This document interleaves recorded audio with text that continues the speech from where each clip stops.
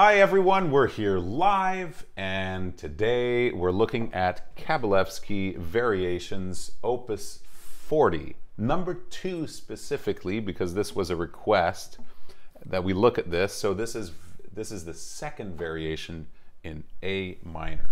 Okay, the music for this might be a little hard to find. Anyway. There are some secret places you can find the score online, but otherwise it is not public domain, unfortunately, so I can't share a link to it, anything, but you might have it with you. So Variations, Opus 40, and we're going to look at this a little bit. So we have a theme here, and we have, I think, 5 variations in this. That's it, 5 variations. The last one being the most difficult, and this piece also being, what level? I've been trying to determine that, to be honest. I'd say it's maybe a level 6 piece, level 5. It depends, again, what curriculum you're looking at, because every level is a little different. But let's call it something like a level 5 or 6 piece. Probably 6 with the last variation. That'll give you a little idea of it. So we have our theme here, which starts with an octave, and answered in the left hand, right? So the theme, let me just play the theme for you here.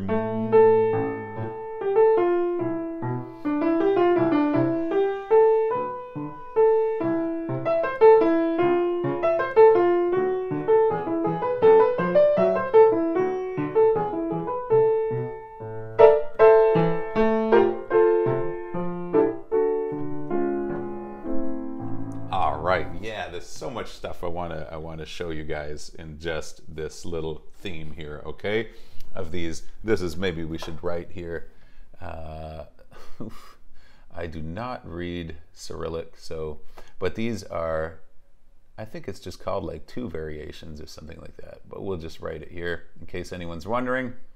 Variations, and this is Kabalevsky, and then you can see right there that it's Opus 40, number 2, right? Okay, so we start out with that octave there, and the left hand also has these octaves. What's the difference, right? Is that the left hand is doing these short and very rhythmic, while the right hand is very lyrical and very much, you know, there's some similarities with Prokofiev here. And this left hand octaves is doing a scale, right? So we go from A, B, C, D, C, D, C sharp, D, E, F, F sharp, right? So it's mostly a scale, except here, yeah, we're gonna go back down to the C. Okay, so the melody has to be singing in some way. Even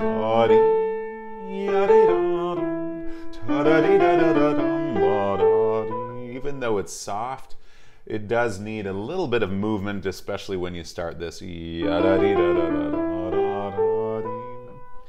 talk a lot about here distorting the rhythm, you know, sometimes in a way, like I look at this piece as there's something a little neoclassical about it in a way, but I like to lengthen certain notes, okay? Are we lengthening every long note? No, we have to lengthen the notes that are going to show better the way the piece is built together, show the structure of the piece. So for example, let's say we lengthen the long notes here.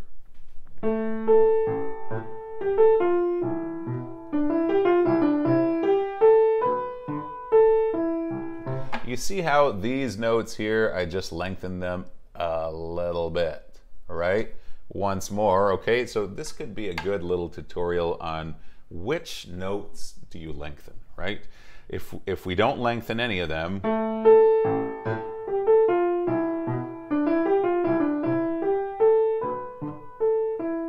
okay, if we lengthen them all,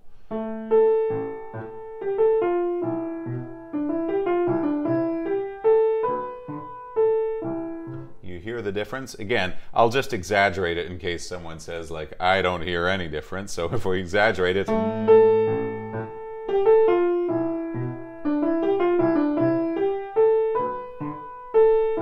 that's kind of what we're doing. That's an exaggeration of it. Okay, so it is kind of interesting, but that was more annoying than anything, right? And the reason why is we have to lengthen the right notes. So in this case, which is the right of these 3 notes to lengthen? Which is the correct one? If you guessed the one here, that would be this one, then I think that is correct. Why? Because we have this phrase here, and that's kind of showing the middle of it, and it's helping us start the beginning of the next part here. So what does that sound like?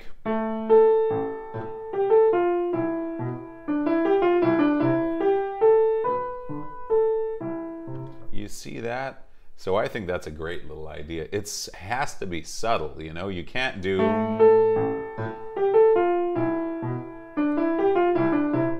That's a little disturbing, right? Annoying, disturbing, or interrupting the flow of it. We don't want that. But if it's straight, it sounds like that. And if we lengthen that note,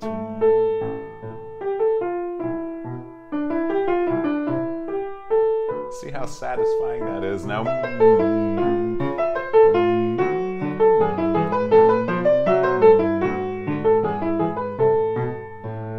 Okay, so isn't that beautiful?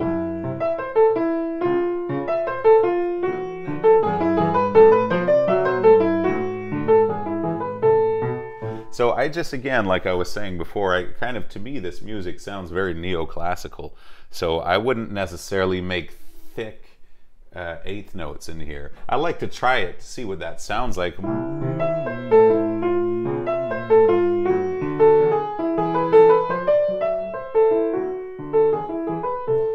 You know, maybe the E here that has a little line on it could sound a little better that way, but mostly I think that's not really the appropriate style for this piece. We're better to be doing something more like... There,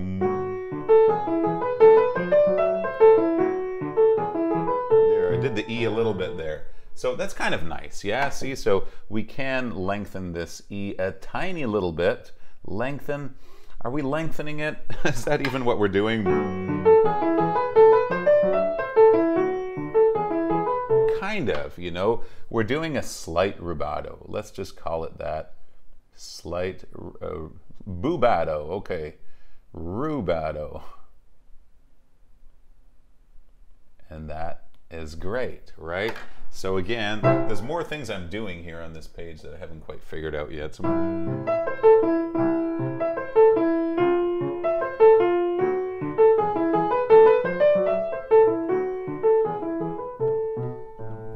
I would do this like this. I would kind of come down. We have that swell here, yeah, we didn't really talk about, but that's, yes. And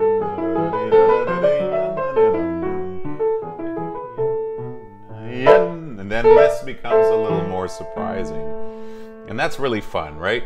So this is the next characteristic element here of this theme is this harmony and rhythm.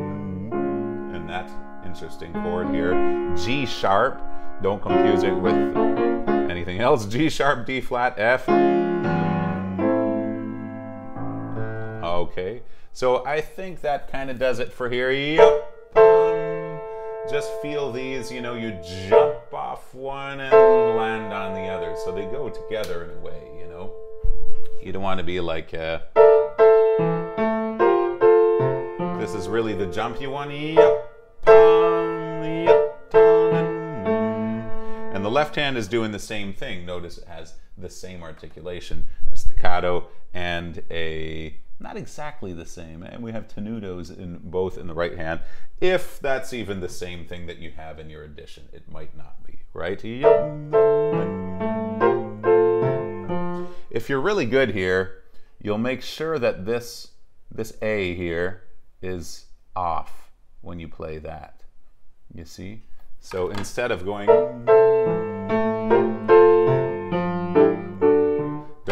don't make these notes too long. Keep them, you know, not longer than when the next chord in the right hand plays on the 4th beat.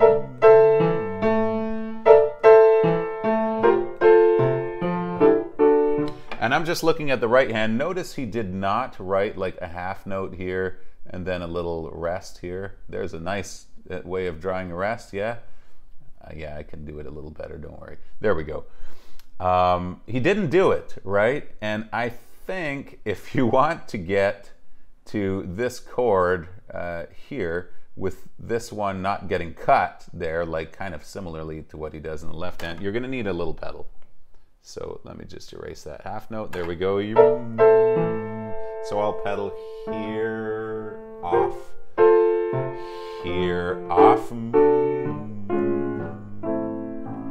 Even here I like to go pedal, off, pedal, off, pedal. I see what happens is those become detached. I think that's okay. You know, these don't have to be like T, da, da. It's very rhythmic. So if there's a little rest between these, that's okay. Let's say that when you lift the staccato in the left hand, you lift the chord in the right hand as well. So that goes lift, lift. That's okay. 1, 2, 3, 4, right? Don't have to worry about that. Okay. Yeah, come to think of it here as well. You don't have to put that pedal there. You could, this could also end up being a little shorter. I think that's okay. It just sounds just as good, right? Okay, first variation. Damn, we got 5 to go. Okay, so let's do this. We have now the theme in the left hand that we had in the right hand. Now it's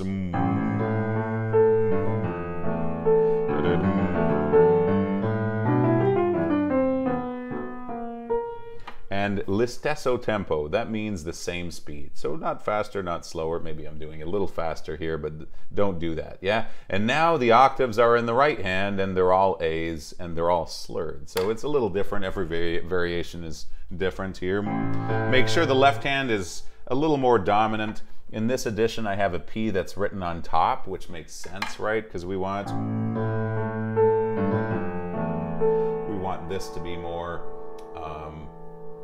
the hand that's coming out more is the left hand here.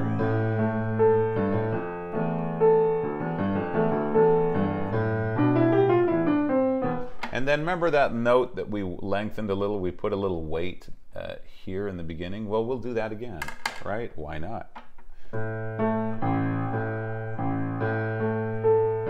I'm sorry, not that one, that's true.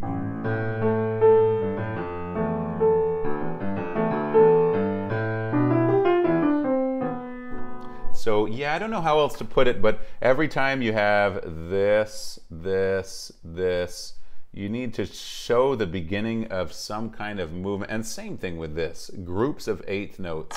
Show that there's some movement happening. Ta-dee, yadi-da-dam, da-da-dee-da-da-da-da-dee-dam, da-dee-yadi-da-dam, ta-da-dee-da-da-da-da-dam. Sorry, what is it?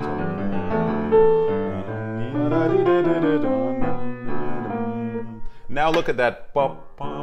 That's this little articulation is mimicking this, yeah, that we had over here.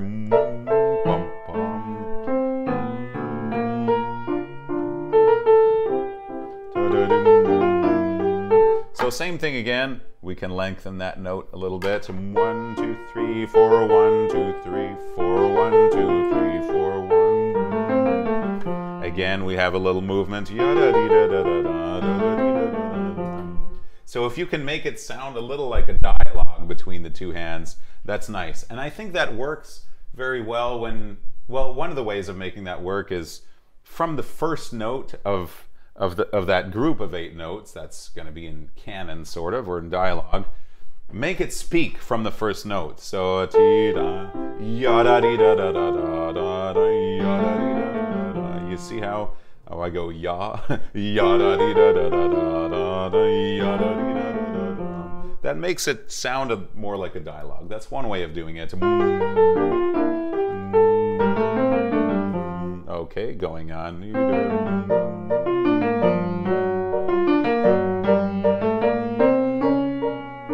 Sounds a lot like Prokofiev here.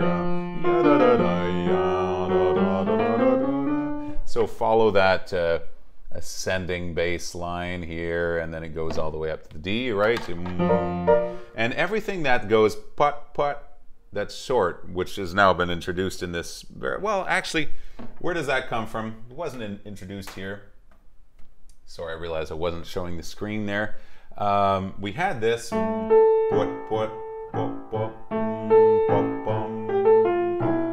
so maybe I forgot to mention that here. Keep those the same length. It's very tempting to play like this.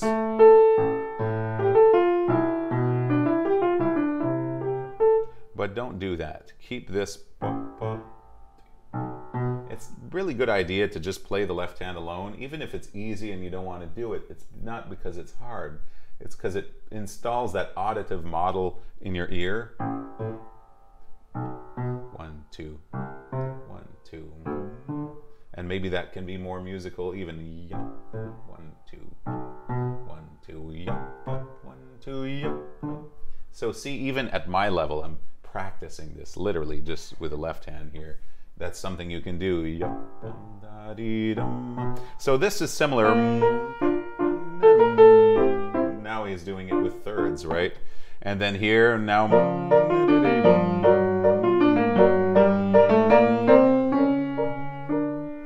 Now we have them kind of the same in the right hand, but yeah, they're in groups of 3.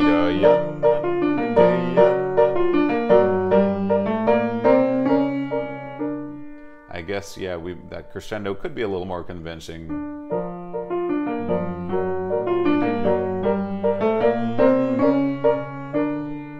So you kind of build it up like that.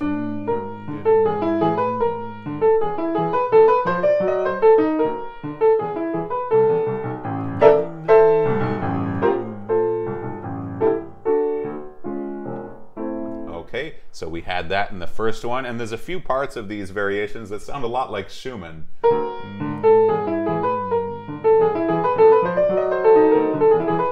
Something sounds a little like Schumann there with a bit more colorful harmony, right? Another thing I did not mention, coming back to the theme, okay, sorry everyone, we're coming back to the theme here. Remember we said here we'd do this swell, and then do less here, so that this, without being too loud, can still take us a little by surprise. Not like a big surprise, it just characterizes it more because it's an important part of this. Sorry. So make sure yin is louder than yin. Make sure that second one is already just a little less in volume. Right here where he says diminuendo. That's going to sound really good. Right? And we want that. So here in this first variation,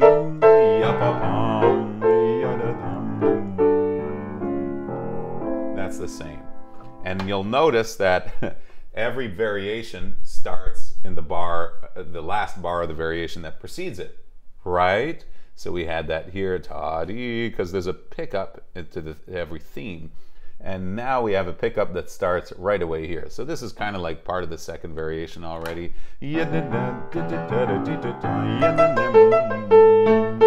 All right, now he writes piumoso. So now is the time to go faster. If the first two were the theme and the first variation were the same tempo.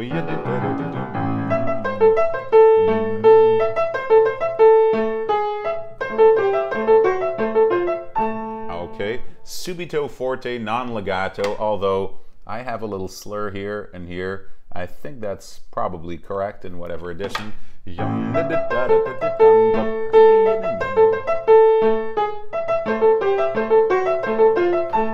We could probably assume that there was a line on this note missing because there's one on all the other ones that go with it.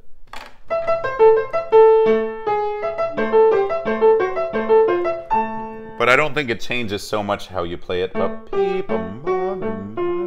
Maybe the top note would be a little less short.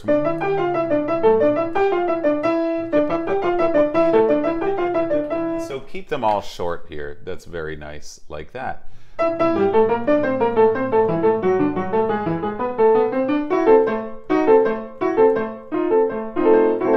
Okay, so bear with me, you know, I've never really played this piece. I've just looked at it a little bit last night and this morning.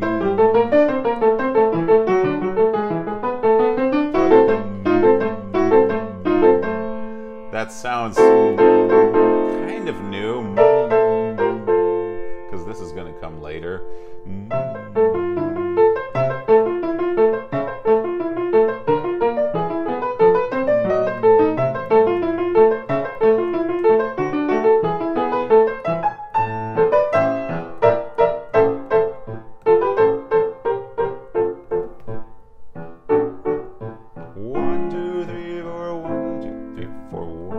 Okay, a couple of things here. I think this fingering is good here, where you put the second finger there. Sorry about that. Whoops, don't clear me. Okay.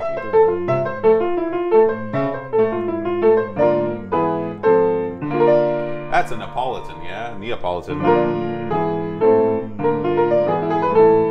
We've had that since the beginning, right? So I would put the 2 there, put the 2 again here. And again, the left hand, short, short, short, short, short. Keep them the same length. Don't go lengthening everything. And follow the bass line, right? C, C sharp, D, E, F, F sharp, C, C, D, E, A. So we have that line there. Those are some important notes to listen to.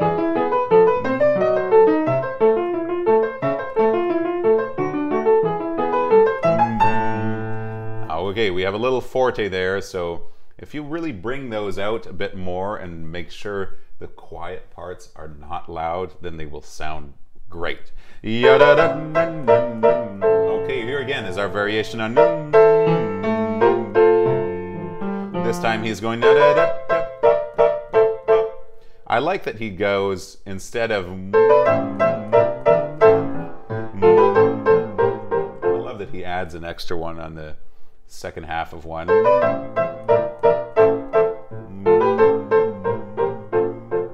So again, same length, same length. Long, long, and 2 and 1 and 2 and 1 and 2 and 1, 2, 1, 2, a slightly more lyrical sounding one now, and he writes menomoso. So we go in parenthesis here, it says tempo 1. So is that like the theme, or could it be maybe a little slower? Maybe it could be a little slower. That's up to you. But as long as it's a little, so it could be a little slower than the first variation of theme, but make sure it's slower than the variation number 2. That's what's important here. So we do have that menomoso right there. This one doesn't begin with a pickup, right?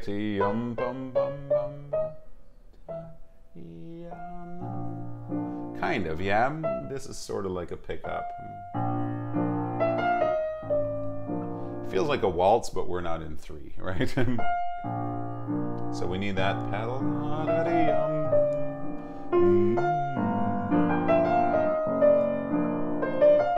Is that a F?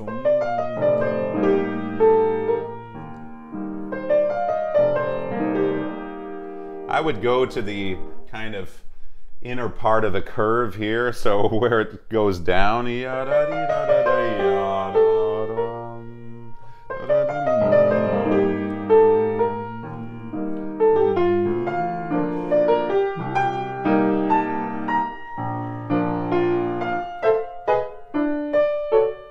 recognize that?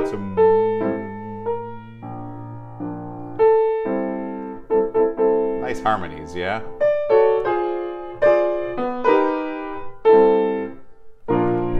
Very nice. Okay, so there we have it. This one's a little more lyrical with a little more pedal. You do have a descending bass line, B flat, A, G, G flat, F, that's an F. And then back up, E flat, D, C, B, another bass line right there. So again, just follow those bass lines. That's a really good idea. Use it as a kind of guiding line with all this other stuff that's happening on top of it.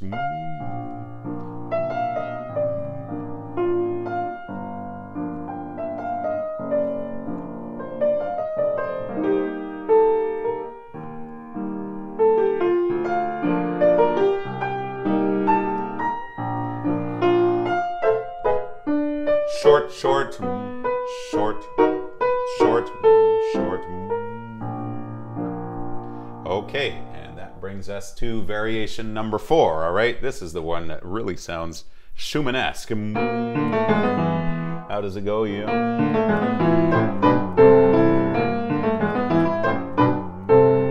Okay, so he writes poco più mosso, so just pay attention to that. We are getting a little bit faster than we were before. 3, 1, 2, 3, 5. That's a good fingering.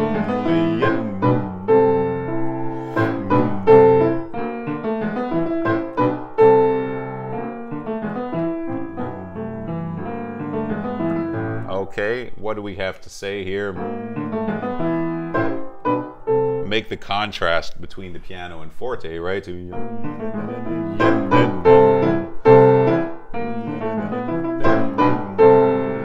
There we go. Okay, and we have little rests here. That's interesting. So we get a contrast between the two, and in this kind of music, that's especially effective if you keep everything quiet until we get to the second bar and the fourth bar, right? Where we have forte.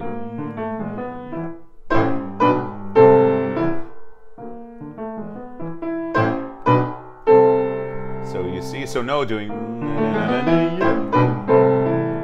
I think in this case, keep it more of a subito forte.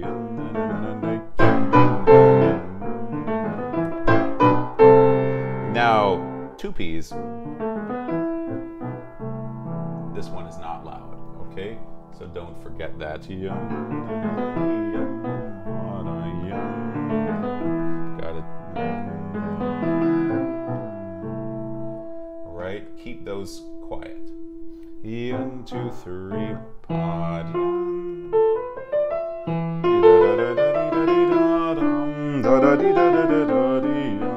That's very similar to our theme, right?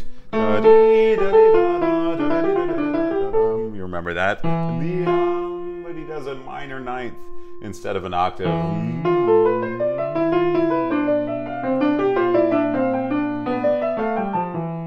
Very much again like Prokofiev, playing these sort of folkloric sounding melodies on white keys. Yeah, we have that happening here. So again, make sure, you know, here it says cantando in the left hand. That's good, okay? That just means singing, right? Cant, kind of like C-H-A-N-T in French, chant. So make sure that is a little louder than this stuff.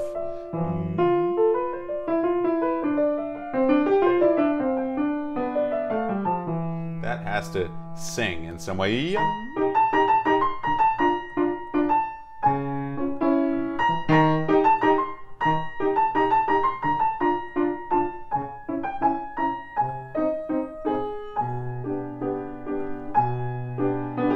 No A flat here. Okay, I'm getting a little used to it. Yeah, I have not looked at this piece very much, but we're getting through it nicely here.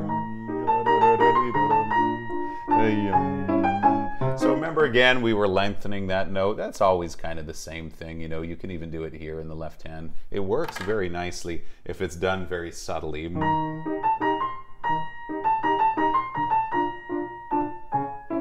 There's a limit to how much you can do it while the left hand's doing these. But you can just feel it that way. That's the idea. I would do that going down like that.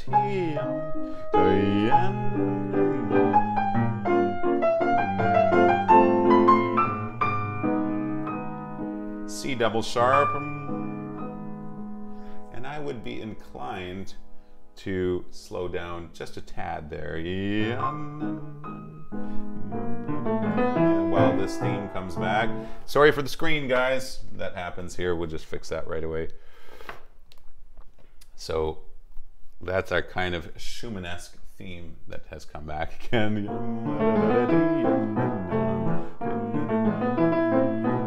That we had at the beginning of this variation. This one is completely loud. So see how they're all different? In the beginning we had, and then we had something like one that's all soft, kind of like this one, and one that's completely loud.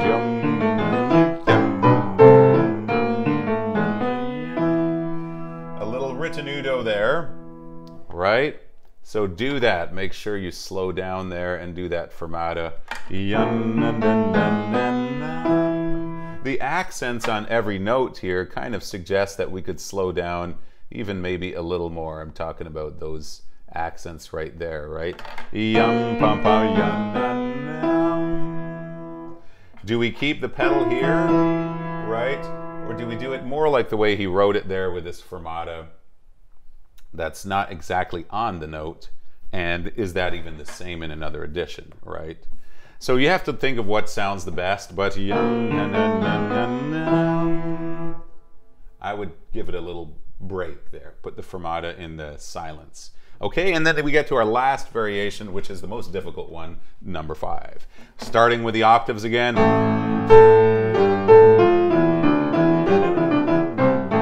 Almost the same notes that we had in the theme. You see, those are exactly the same notes. It's only the rhythm that's changed here. 1, 2, 1, and 2, and 1, and 2. The most common mistake that everyone makes everywhere all the time is slurring 3 notes like this together, right? Because there's 2 staccatos, but this is like a staccato as well, okay? I hear this mistake almost, have to find a good word here, way too often, okay? Everyone is doing it all the time.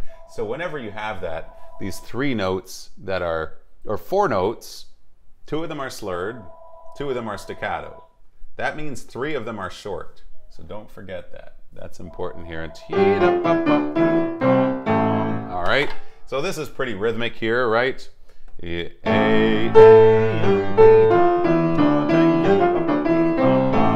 Now we have, okay, I'm learning it a little bit at the same time as doing this, okay? Sebastian, okay, I shall call you later. I guess I have to put my things on Do Not Disturb. Okay, 1, 2, 3, 4. Follow the lowest notes, or the notes on the beat here. Do, re, do, si, do, re, do, si. Of course, sorry about that.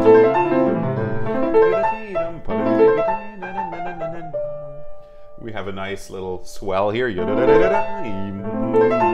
which will sound good if you start, excuse me, this swell will sound good if you start it soft, right? And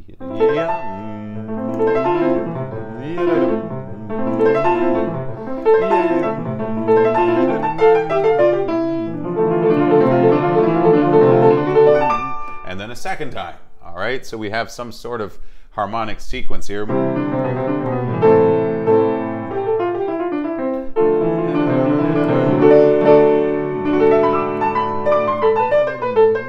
Okay, and then we get to what I think is maybe the hardest part here. Okay, so oh, he does right staccato. I tend to look at this as like so, okay, and not doing the same thing as the right hand, but rather you. I keep forgetting that E there. Sorry.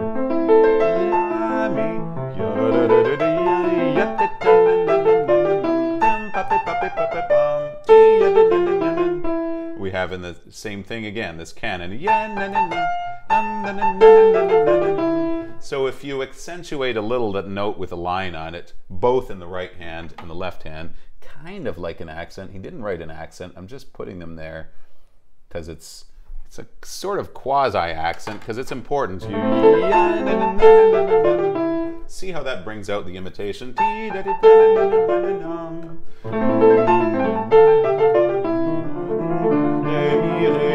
So this second time now, maybe a little more, not sure.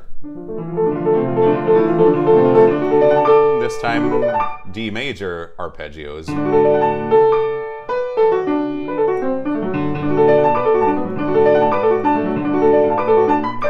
Interesting that he did it twice, and this time 3 times.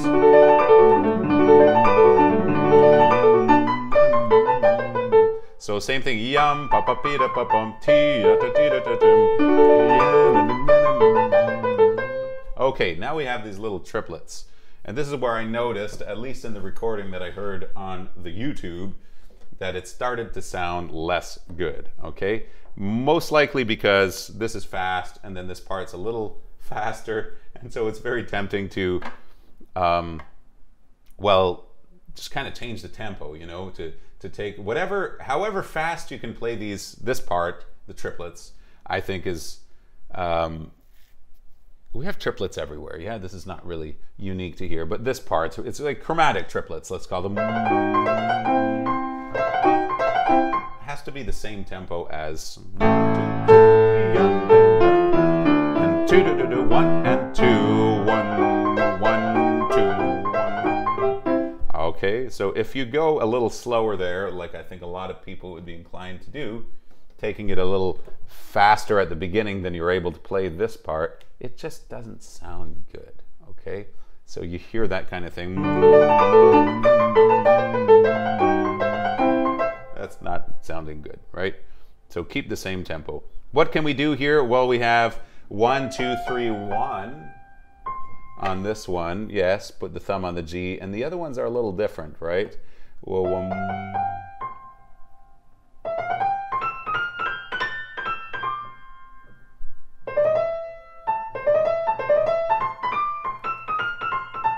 Okay, it's these ones that are different coming up here. So think of that. Here you have the 1 here, and then you have the 4 here, and you have a 4 again because we're on black keys. So you recognize that harmony again. He's not using Neapolitan there.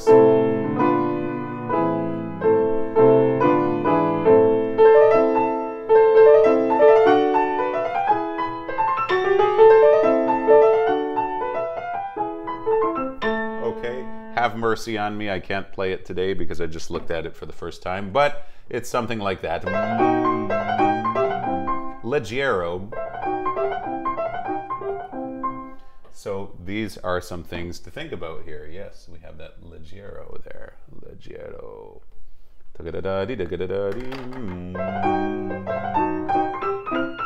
It's very playful. And the left hand's always doing is tee da pee da pee da pee da pee da pee da. Okay, I know I'm playing it a little slower here, but I'd need to look at it a bit longer. All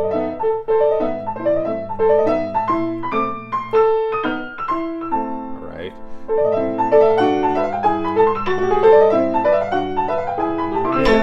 That one more, right? Because you have that sforzando.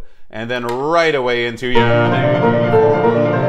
we're going to the end now. You can feel it coming. You know, when a composer really is really good, like this one, you feel that in the harmony. There's something happening, and it's somehow obvious that we're approaching the end. This we've had before. Sorry.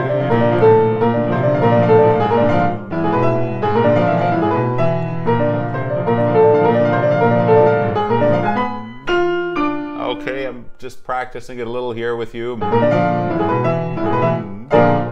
Maybe playing these solid helps learn them a little faster. I like doing that.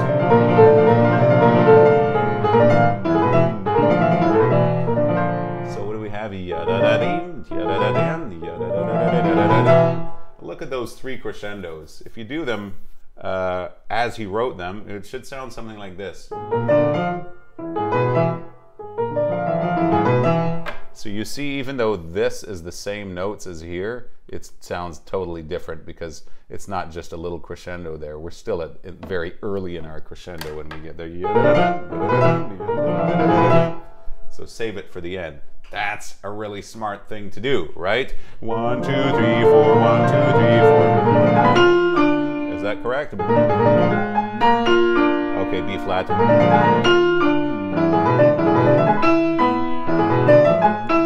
Okay, I think fingering here is nice. 1, 3, 1, 2, 3, 5, 1, 2.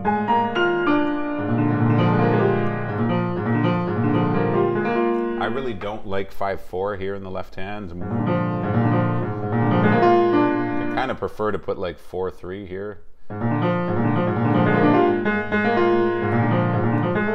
I really don't like 5/4 there. 4/3 is not great either, but it's just maybe the best we can do. It's a little awkward.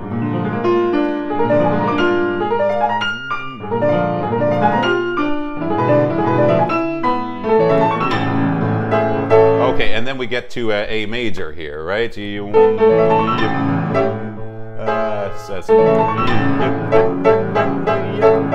Remember again how he's doing that? He could have gone to right, but he goes to I love that too. So again, just make sure they're the same length.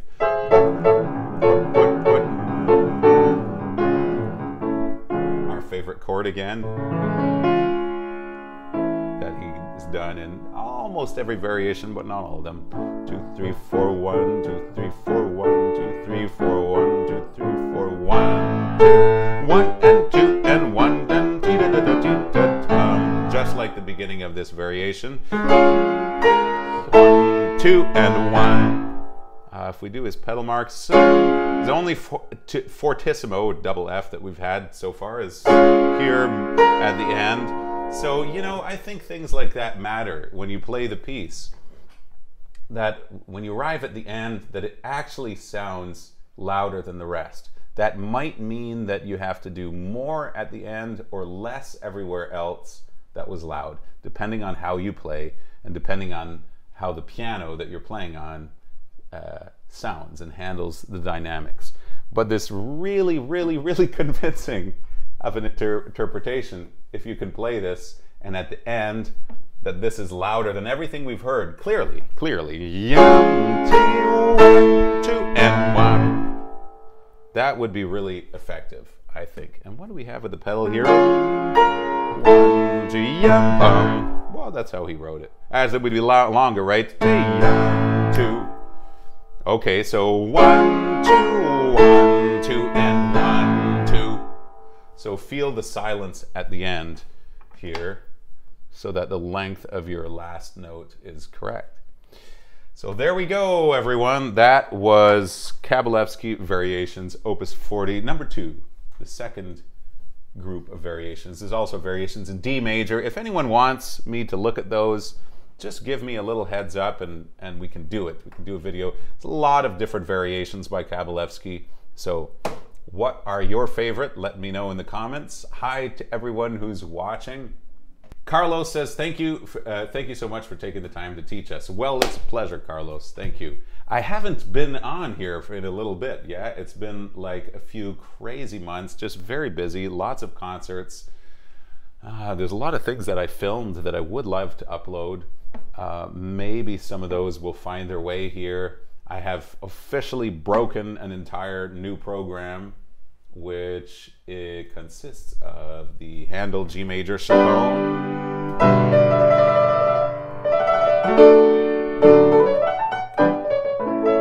And what did we do here? I did the Bach toccata in C minor. But that was the only piece that was not new. I just love that piece. I love it so much. Maybe we'll do a grand session on that someday. So let me know if you guys are interested. Another one that I think everyone will want to hear is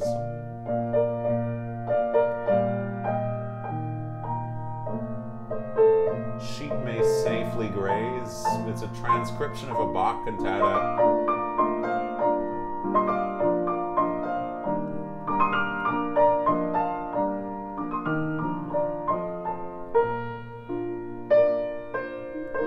By Eggen Petri.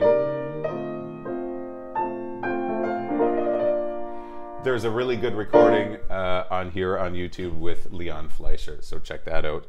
As well as Liszt Petrarch Sonnets number 104. Maybe you've heard some of those here on the channel.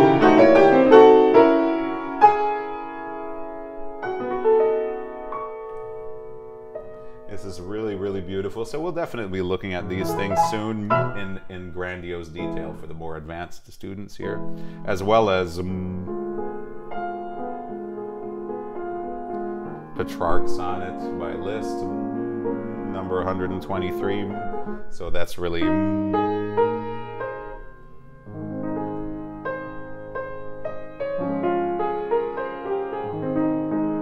some of the most beautiful things that Liszt wrote. And of course, the Rachmaninoff Sonata, number 2.